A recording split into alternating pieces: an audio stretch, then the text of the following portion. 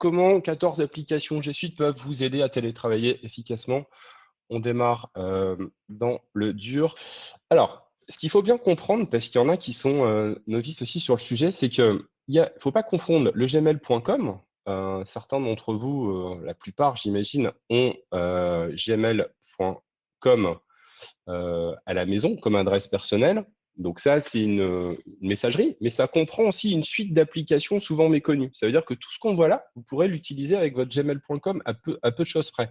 C'est-à-dire qu'il y a quand même quelques subtilités et choses en plus sur la version payante. Je pense notamment à Google Meet ou des espaces de stockage plus importants ou les drives partagés qui sont absolument fabuleux dans la G Suite, qui est la version professionnelle, donc qui est déclinée pour les entreprises.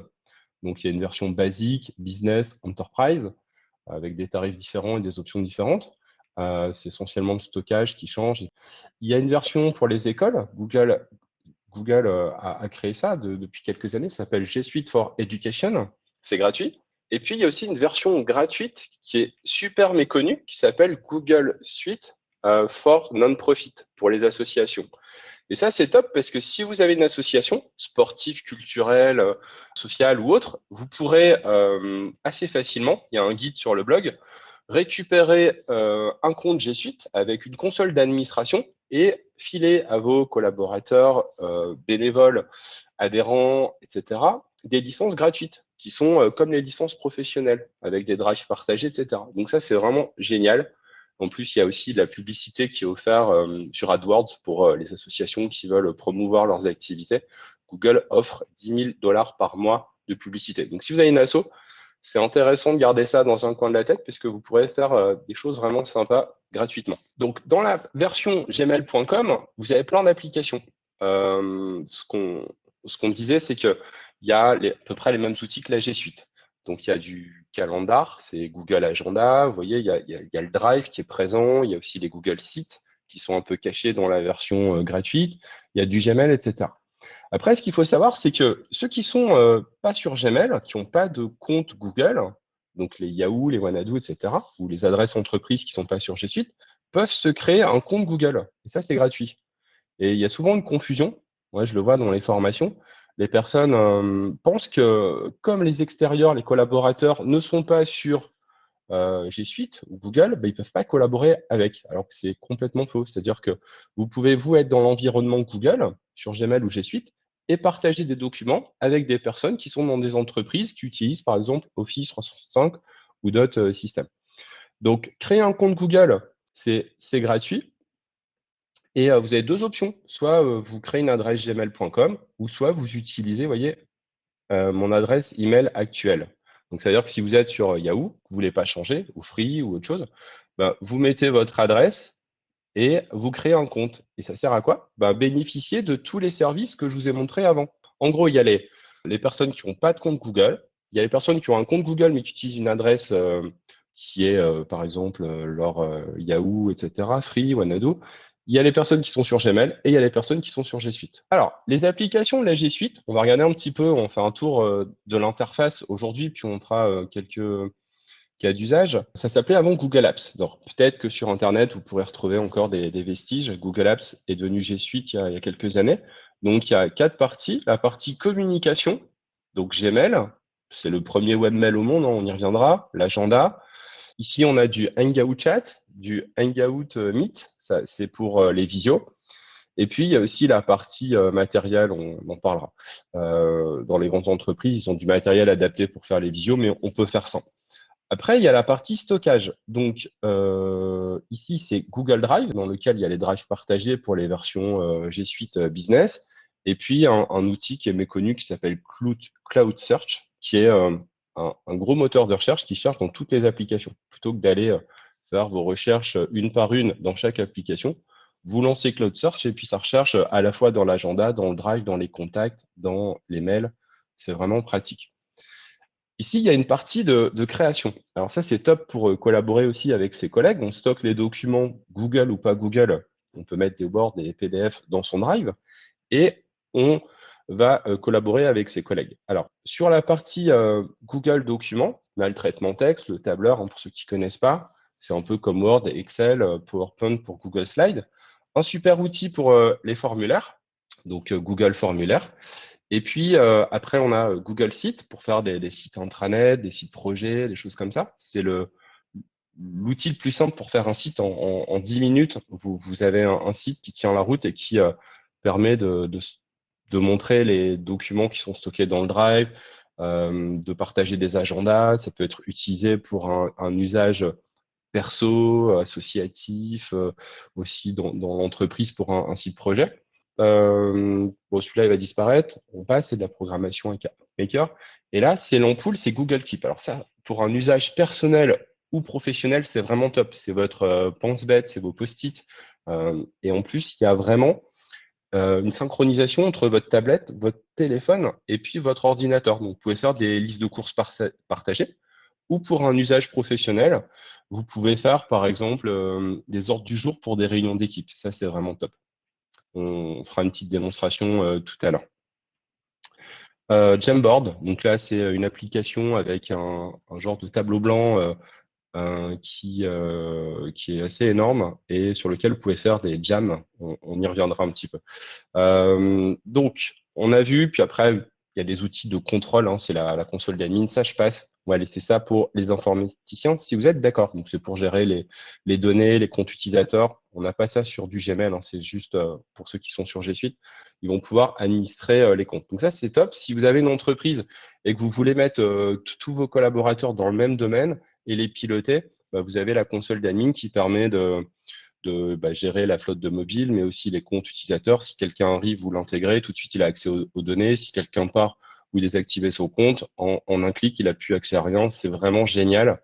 Et au début, moi, je bidouillais sur gmail.com et je créais plein de comptes gratuits Gmail, mais je me suis rendu compte que c'était pas possible pour une entreprise ou une association de travailler comme ça, puisque chaque compte est propriétaire de la donnée et l'entreprise ne capitalise rien et quand le collaborateur part, c'est juste très compliqué. Donc, je vous incite vraiment à passer sur du G Suite, même si vous êtes dans une asso ou une petite entreprise, puisque vous sécurisez vos données, c'est très important.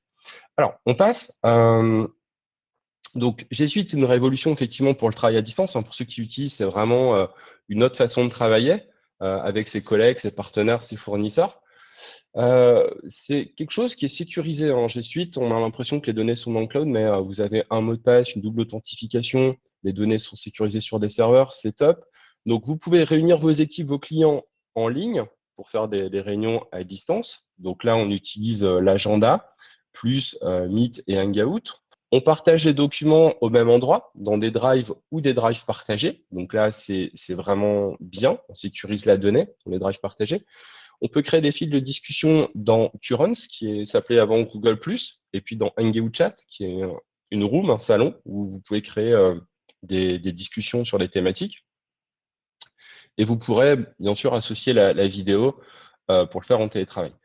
Alors, pourquoi je suis pas passé par cet outil, vous allez me demander, Google Meet, pour faire ces conférences? Parce qu'il y a un système de gestion des inscriptions avec les mails automatiques qui se fait avec Lightroom, qui est vraiment génial, où il n'y a rien à faire. Et ça, dans les outils Google, c'est pas prévu. Donc, 5 millions d'entreprises dans le monde l'utilisent, et puis il y a 1 milliard d'utilisateurs réguliers.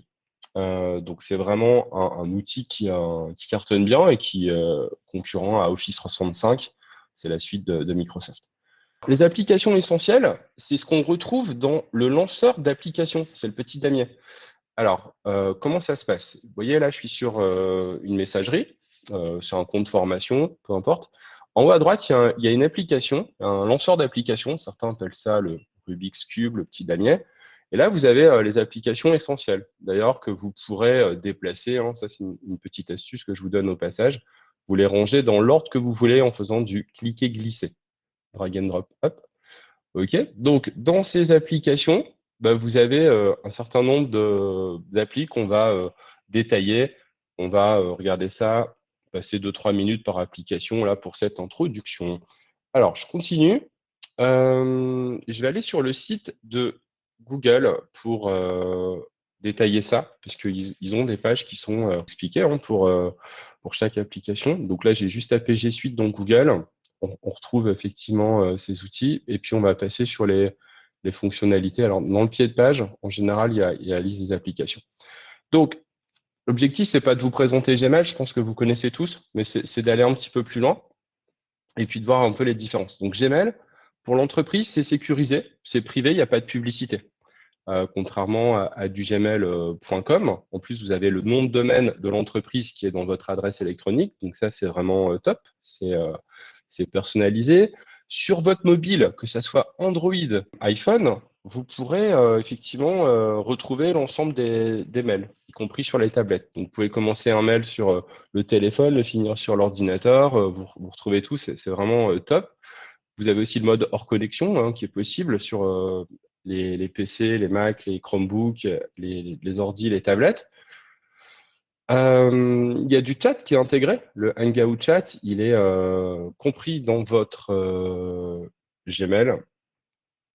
Ouais, pour l'éducation, les publicités, la éducation et association, il n'y a pas de publicité non plus dans cette version. Voilà, on continue, tac, tac. Donc sur la partie Gmail, il y a des petites différences. C'est-à-dire que si vous êtes sur du Gmail gratuit, sauf changement, c'est 15 gigas de stockage. C'est un espace unifié pour Gmail, Drive, Google Photos, si vous mettez les photos en haute résolution. Par contre, quand vous passez sur du G Suite, là, vous avez 30 gigas de stockage quand vous êtes sur les versions basiques, classiques de G Suite, et ça peut monter jusqu'à illimité dès lors que vous passez en version business. C'est pas très cher, c'est à peu près 10 euros par mois par utilisateur. C'est ce que vous avez quasiment tous dans les entreprises, ce qui vous permet d'avoir aussi les drives partagés. Donc ça, c'est top. Il y a effectivement moins de stockage sur vos adresses perso. On peut aussi créer des comptes génériques, des comptes de messagerie pour par exemple, une entreprise. On peut créer des boîtes de messagerie génériques pour plusieurs utilisateurs. Donc, je vais vous montrer un petit cas d'usage là qu'on a chez Numéricoach. On a créé une boîte ADV, Administration des ventes, et dedans, on a des libellés. Il y a 4 personnes qui peuvent accessoirement accéder à cette boîte-là et gérer les données. Donc, c'est un peu notre base pour gérer tout ce qui est devis, facture, etc. Et c'est bien pratique, comme ça, on s'échange plus de mails. Et ça, c'est un compte générique ou une licence. Alors, donc ça, c'est un exemple d'utilisation hein, en boîte collaborative à distance. On ne travaille pas dans la même pièce et on est sur cette boîte-là. On peut être à plusieurs en même temps là-dessus. Bon, bah, je continue avec les autres applications de la suite. Je retourne dans le pied de page. Hop, Google Agenda. Bon, bah ça, en général, vous connaissez aussi. Vous l'avez sur vos téléphones. Google Agenda, attention sur les téléphones, certaines personnes, je vois souvent en formation, installe pas Google Agenda, il reste sur les applications natives du téléphone, par exemple Samsung Planner ou l'application d'Apple par défaut. Mais donc du coup, il n'y a pas la synchro qui marche super bien. Il faut vraiment aller dans le Play Store ou sur l'App Store pour télécharger l'application Google Agenda de chez Google pour avoir une parfaite synchronisation. Et ça change la vie quand vous mettez vraiment cette application et chaque application de chez Google dans vos appareils mobiles.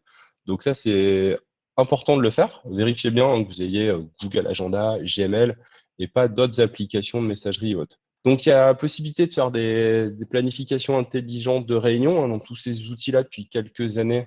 Google a mis de l'intelligence artificielle, donc il va trouver par exemple la meilleure date de réunion disponible avec les personnes que vous avez sélectionnées.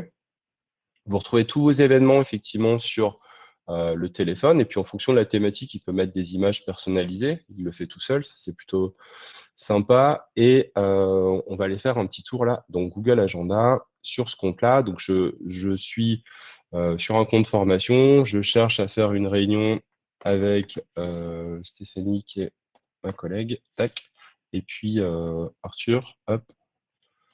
Et donc on a les agendas qui s'affichent, c'est plutôt sympa.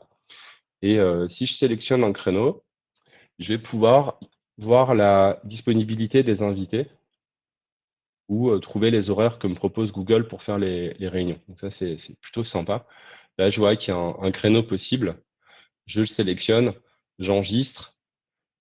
Le lien Hangout Meet se met automatiquement. Ça veut dire que pour faire la visio, bah, il n'y a rien à faire. La personne va juste cliquer sur le lien et se retrouver dans la réunion. Donc là, j'enregistre. J'envoie un mail aux invités.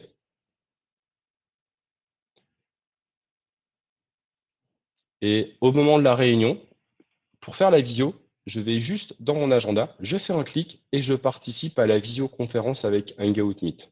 Quand vous allez faire votre réunion, vous allez pouvoir aussi rejoindre téléphoniquement la réunion. Et en fonction de votre pays, vous pouvez avoir des numéros 01 ou US, et ces numéros ne sont pas surtaxés. Et elles existent aussi dans les versions de base de G Suite. Et quelqu'un qui n'a pas G Suite peut aussi participer à la réunion. Donc vous pouvez envoyer ce lien en extérieur, il clique, il arrive dans la réunion, il peut rejoindre téléphoniquement, c'est gratuit, c'est OK. Mais par contre, quelqu'un qui a du gmail.com ne peut pas organiser une réunion Meet. Il passera par l'ancien outil qui s'appelle Google Hangout. C'est vraiment super l'agenda hein, pour faire les réunions, pour travailler à distance et surtout faire les visios. Hangout Chat, donc ça c'est à pas confondre avec Hangout qui est l'ancien nom. En fait, ils ont splitté, ils ont mis Hangout Chat pour la discussion et Hangout Meet pour la visio. Je parle bien de ceux qui sont sur G Suite, sinon bah, il reste l'outil Hangout pour gmail.com qui fait les deux. Donc, c'est des petits salons de discussion comme ça. Vous retrouverez ça dans cette partie. Donc, pour y accéder, c'est toujours pareil. Hein. C'est le lanceur d'application en haut à droite et vous cliquez sur l'icône Hangout. Vous voyez, il y en a trois. Et là, chat. Vous avez au début un petit didacticiel. Hein. J'y suis jamais allé avec ce compte-là. Laissez s'exprimer votre génie. Il y a aussi des bots qui sont intégrés dedans. Vous pourrez commander un taxi pour la Lune. Pour ce service, quelques petits détails techniques sont encore à régler. Hop, premier pas. Et puis, vous pourrez activer les notifications et inviter vos collègues dans des salons. Donc ça, c'est vraiment sympa. C'est pas à la hauteur de Slack pour ceux qui connaissent, mais ça permet de s'organiser, de créer des rooms, des salons pour des projets. Depuis 2016, Google est RGPD compliant. Vous tapez RGPD Google et vous verrez que de ce côté-là, il y a un livre blanc et un site dédié. Bon, voilà pour la partie Hangout. Je continue tout en bas, on a le Hangout Meet. Donc, je vais juste cliquer ici pour vous montrer. Donc, on est sur la visioconférence en entreprise. Ça a été étendu un petit peu à 250 personnes. Google a fait une action par rapport à la crise sanitaire. Donc, du coup, vous pouvez faire des visios maintenant jusqu'à 250 et des lives sur YouTube jusqu'à 100 000 utilisateurs. Donc, ça, c'est plutôt bien. Ça marche globalement bien, la qualité est OK. Moi, j'ai pas de problème avec cet outil que j'utilise plusieurs fois par jour. On peut aussi suivre sur le téléphone, donc ça c'est pratique quand on est en déplacement. On clique sur l'événement agenda et on arrive dans le Meet, Google Meet, avec ses collègues qui sont dans leur bureau, chez eux, confinés et ils peuvent faire des réunions. Et on peut aussi rejoindre téléphoniquement, donc juste en composant le numéro de téléphone qui est présent dans l'agenda ou dans l'événement, vous avez le détail avec un code participant qui termine par dièse. Donc ça, c'est super bien. Ça marche sur PC, Mac, Chromebook, tablette, Android, smartphone, etc. Est-il possible d'enregistrer un Hangout Meet? Oui, ça c'est possible. Google a prévu ça. C'est un petit bonus qu'ils ont mis là depuis quelques jours par rapport à la crise. Alors, je vais vous montrer l'article du blog qui en parle. Euh, Vous l'avez, hein, il a été fait il y a une semaine. Comment G Suite aide les entreprises et les écoles à rester connectées face au coronavirus. Donc, vous avez 250 participants, 100 000 spectateurs, et il faut aller dans la console d'administration. Attention, il faut être sur G Suite, hein. Sur du Gmail gratos, ça ne marche pas. Et là, vous avez des petits paramètres à faire. Vous cliquez sur enregistrement, autoriser l'enregistrement des réunions, et c'est OK. En bas à droite, vous avez trois petits points quand vous êtes dans Meet et vous faites lancer l'enregistrement, il vous dit attention, il faut demander l'autorisation de tout le monde. Ensuite, une fois que c'est terminé, l'enregistrement est envoyé par mail, le lien, et c'est stocké dans votre Drive et dans l'événement, dans le détail de l'événement de l'agenda pour l'enregistrement sur Meet. Mais attention, ça s'arrêtera le 1er juillet, donc c'est vraiment bien comme service pour enregistrer les réunions, des présentations commerciales, pour pas répéter 100 fois la même chose. En plus, vous pouvez le faire tout seul. Donc, vous faites votre enregistrement tout seul et puis ça fait une vidéo que vous envoyez après à vos clients, à vos prospects, à vos partenaires, à vos collaborateurs si vous avez besoin de les former sur quelque chose. Ça peut être un outil. Il y a un autre outil qui est sympa que je vais vous mettre dans le chat si vous voulez enregistrer vos écrans. C'est Loom. C'est une extension Chrome, à pas confondre avec Zoom, qui est une autre appli de visioconférence qui cartonne bien en ce moment. Donc Loom, ça permet de faire de la captation vidéo, d'enregistrer. C'est pas mal aussi. Vous pouvez aussi enregistrer avec Loom votre Hangout Meet. Ça, c'est plus discret. Il n'y a pas effectivement le bouton enregistrer qui clignote en haut à gauche. Alors, on continue le petit tour de l'interface pour voir les applications, découvrir des choses peut-être. Le matériel Hangout, je passe. Là, on va aller faire un petit tour sur Google Documents, le traitement de texte. Alors, pour cela, je vous ai fait une petite démo, là, un petit cas d'usage par rapport à la circulaire qu'il faut remplir. Donc, je vais sur le site qui va bien pour la télécharger. Donc là, l'attestation de déplacement. Donc, je télécharge le document, tac, les deux, OK. Ils sont en bas dans mon disque dur, très bien. Et là, ce que je vais faire, c'est aller dans mon Drive, OK. Donc ici, je vais créer un nouveau dossier et je vais mettre attestation, tac, OK. Donc, il va se créer dans cette arborescence par ordre alphabétique. Et là, je vais juste glisser les deux PDF dans mon Drive. On peut stocker dans son Drive des images, des vidéos, des PDF, des Google Documents, tout ce que vous voulez. Des zips aussi.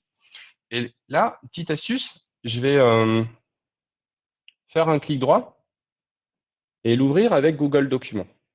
OK. Je transforme le texte du PDF en traitement de texte. Vous voyez, il est en train de le faire. Pendant ce temps-là, moi, je vais dans Google Keep. Je ferme cette note. Je fais une signature. OK. Je stocke ça dans Keep. Très bien. Je retourne dans mon document au format Google.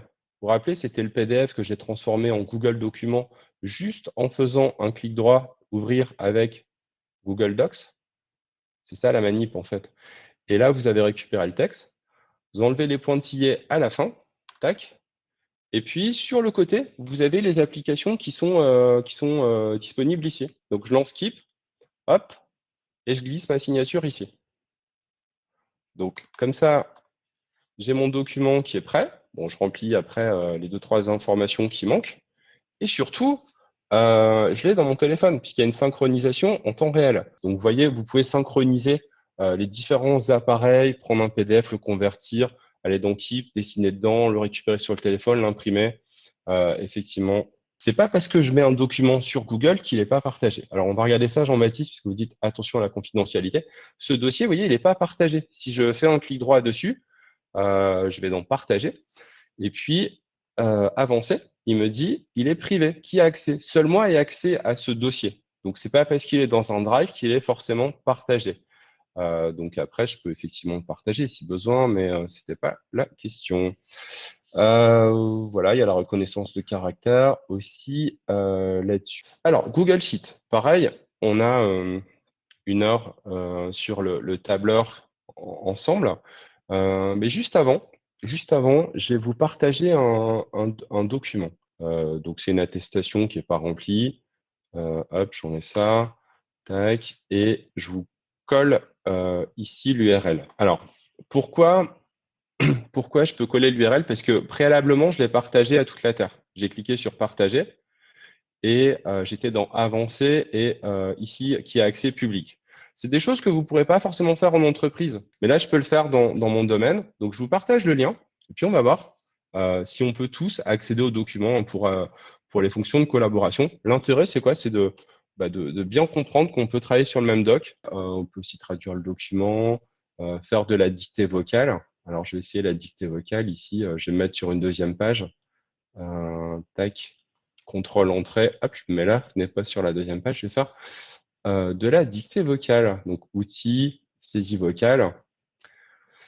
Bonjour, bienvenue à ce webinaire. Et globalement, ça fonctionne. Vous articulez bien, parlez doucement, et puis vous pouvez aussi faire la ponctuation. Donc là, il y a pas mal de commentaires. Vous voyez, rapidement, on peut collaborer dans un doc. Donc ça, c'est vraiment cool avec vos collègues, que ça soit dans les slides, dans les traitements de texte, dans les formulaires ou dans les tableur, vous pourrez être à plusieurs en même temps, même si vous n'avez pas de G Suite. Avec du gmail.com, ça fonctionne. Et si vous partagez avec des extérieurs, la plupart du temps, ça fonctionne.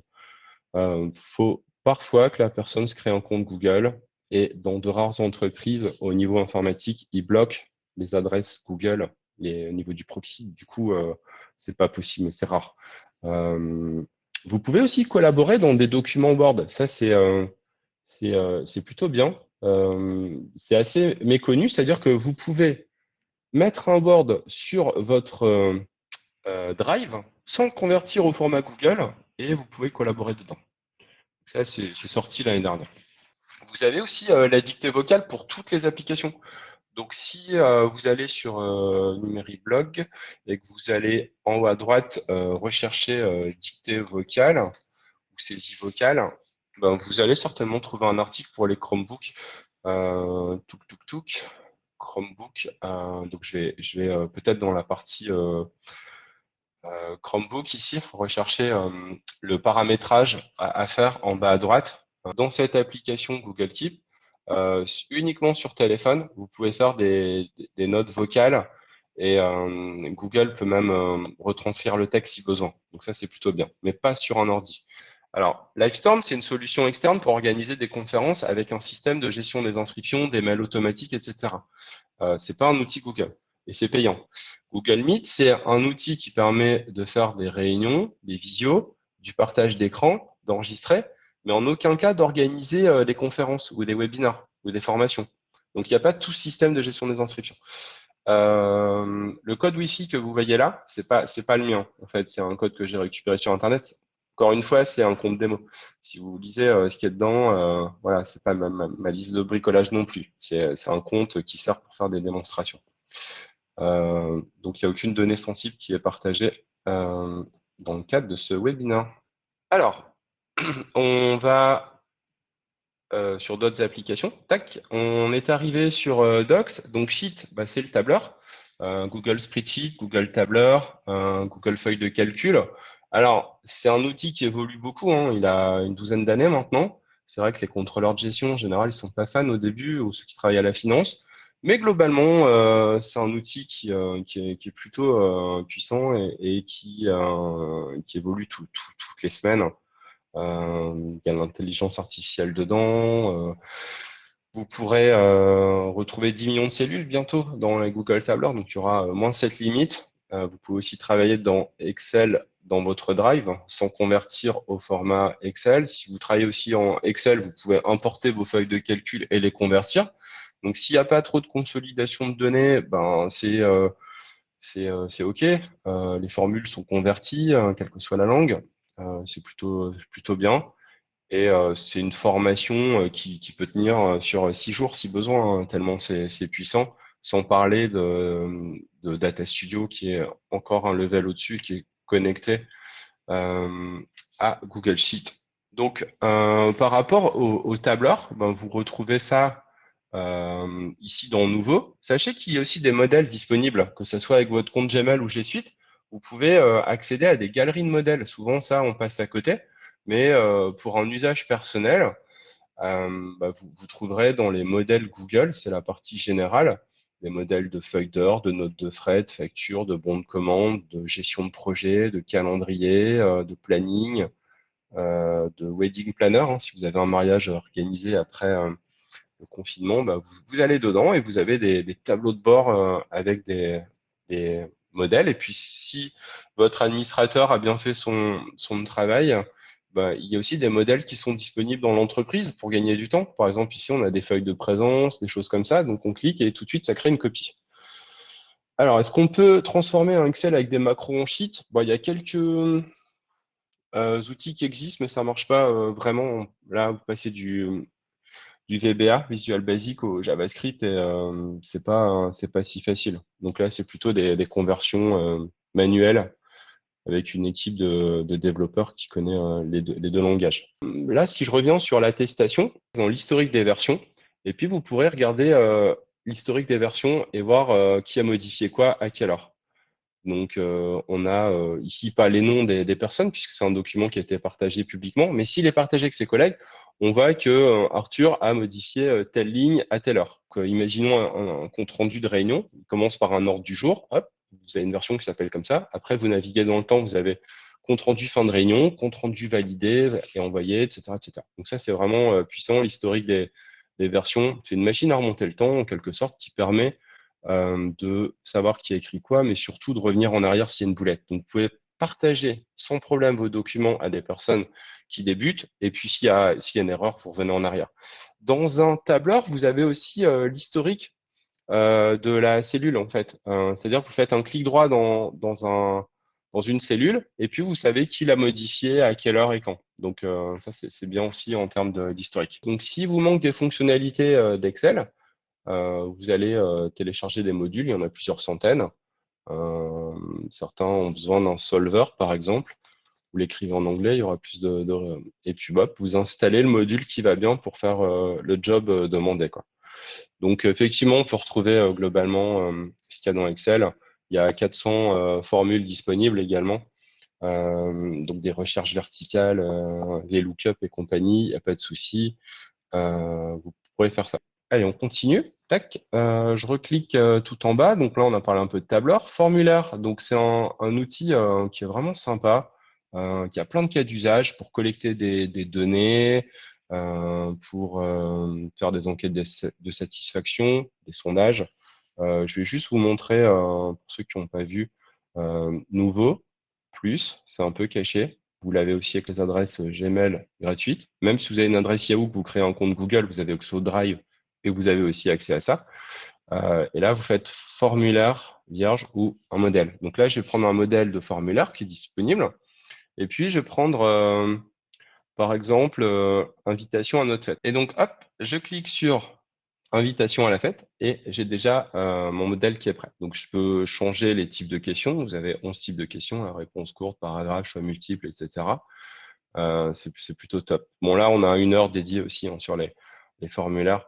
Donc ça, c'est cool. Après, on l'envoie aux participants. Pas besoin de compte Google pour le remplir. Pour le faire, oui, mais pas pour le remplir. Et puis après, vous avez toutes les réponses qui sont consolidées dans un tableur qui arrivera, que vous créerez par la suite avec l'ensemble des questions. Donc là, hop, il n'y a pas de réponse, mais il y a déjà tout qui est prêt. Et vous avez les statistiques qui arrivent au fur et à mesure. On verra tout ça. Ça, c'est vraiment un outil. La seule limite, c'est votre imagination, hein. Pour les cas d'usage, c'est vraiment puissant. Moi, j'ai vu plein de choses passer dans les entreprises là-dessus. Vous pouvez après faire des scripts, automatiser des choses, envoyer des convocations, parce que toutes ces applications, c'est des briques et le ciment entre toutes ces briques, c'est Google Apps Script. Donc, vous pouvez euh, programmer ou mettre des modules complémentaires et faire des automatisations. C'est assez puissant. Bon, déjà en utilisation de base, c'est très complet. On continue avec d'autres choses. Google Slide, donc c'est un outil comme PowerPoint qui permet de faire des présentations. Globalement, il y a tout ce qu'il faut. Il n'y a pas les petits sons, mais il n'y a pas de souci. C'est vraiment très similaire à PowerPoint. C'est l'outil qui ressemble le plus à celui d'Office parmi Word, Excel, PowerPoint. Donc franchement, ceux qui travaillent sur PowerPoint ne sont pas trop perturbés. Il y a un petit temps d'adaptation comme toujours. Et vous avez aussi des modèles disponibles. Hop, donc vous pouvez choisir des modèles, même à titre personnel. Vous avez des modèles qui sont sympas. Vous voulez faire des recettes de cuisine. Hop, vous cliquez sur ce modèle-là. Vous pouvez faire des galeries de photos ou des albums photos avec cet outil. Google Photos aussi prévoit des albums photos. Donc, vous pouvez recevoir par la poste, mais avec Google Slide, vous avez plein de cas d'usage. En général, on pense que c'est juste pour animer des réunions. Ben, on peut s'en servir pour faire des petites plaquettes. Bon, bien sûr qu'on ne va pas imprimer chez l'imprimeur, mais pour faire un catalogue de formation. Il y a plein de choses. Je vais vous montrer. On a un catalogue de formation chez Numéricoach pour les classes virtuelles. C'est un sujet du moment. Bon, ça, on le fait au format Google Slide. Vous voyez, ça tient la route en termes de présentation. C'est OK, quoi. Donc, une fois que la slide est prête, vous pourrez la publier sur Internet. voilà, publier sur le web, ou alors la télécharger au format PDF, comme ça bouge plus, ou l'exporter en Microsoft. Donc, si vous travaillez avec des personnes avec l'extérieur qui est sur PowerPoint, ben, vous pouvez très bien l'exporter en PowerPoint. Bon, après, si la personne vous le renvoie par mail, c'est un peu compliqué à gérer, hein. Le plus simple, c'est quand même de partager le lien. Attention à pas trop convertir, parce qu'après, vous avez plein de versions. Comment on fait pour tourner la feuille? Alors, tourner la feuille, on va dans le menu fichier et puis dans la configuration de la page. Alors, et puis là, vous mettez 21-29-7. Sinon, bah, vous avez les formats 4 tiers 16 neuvième par défaut. On n'est pas limité au format classique que vous voyez quand vous démarrez une slide. Vous pouvez faire des cartes de visite avec, vous pouvez faire des affiches A3 pour mettre dans le couloir ou sur la porte, etc. Donc, c'est plutôt bien. Il y a de la synchronisation aussi qui se fait avec le tableur. Si vous avez des données dans un tableur, ben, vous pouvez copier-coller le tableau là, et puis il y a une synchronisation. Si c'est modifié dans le tableur ou le graphique, hop, bah, il va être modifié instantanément sur la slide après une actualisation de votre part, mais il n'y a pas à changer les données.